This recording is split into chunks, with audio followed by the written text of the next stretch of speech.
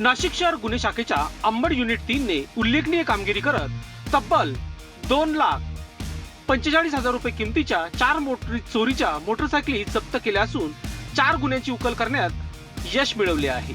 या प्रकरणी 2 आरोपींना ताब्यात घेण्यात आले आहे।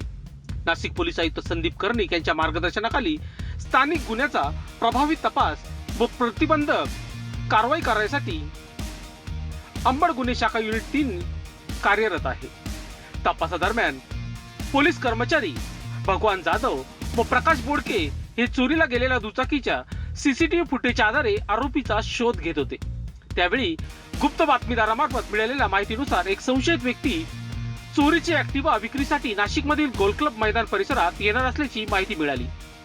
या माहितीच्या आधारे पोलिसांनी सापळा रचून बाळेश नरहरी देशमुख वय वर्ष 38 राहणार नेताळे तालुका निफाड आणि अमोल पांडुरंग अमोदे वय वर्ष 35 राहणार पांगरी तालुका सिन्नर यांना ताब्यात घेतले।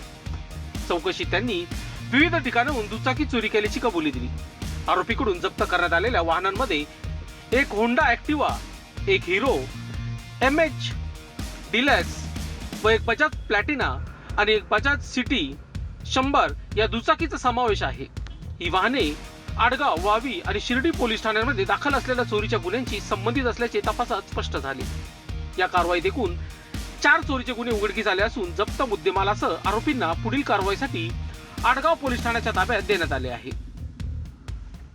सदरची कामगिरी गुन्हे शाखा युनिट 3 ने वरिष्ठ पोलीस निरीक्षक जगवेंद्र सिंग राजपूत यांच्या मार्गदर्शनाखाली पोलीस अधिकारी व कर्मचाऱ्यांच्या पथकाने तसेच तांत्रिक विश्लेषण विभागाच्या सहकार्याने यशस्वीरित्या पार पाडले आहे। लोकशास्त्र न्यूजसाठी पंटी आढाव, नाशिक। लोकांनी लोकांसाठी उचललेले अस्त्र म्हणजेच लोकशास्त्र न्यूज।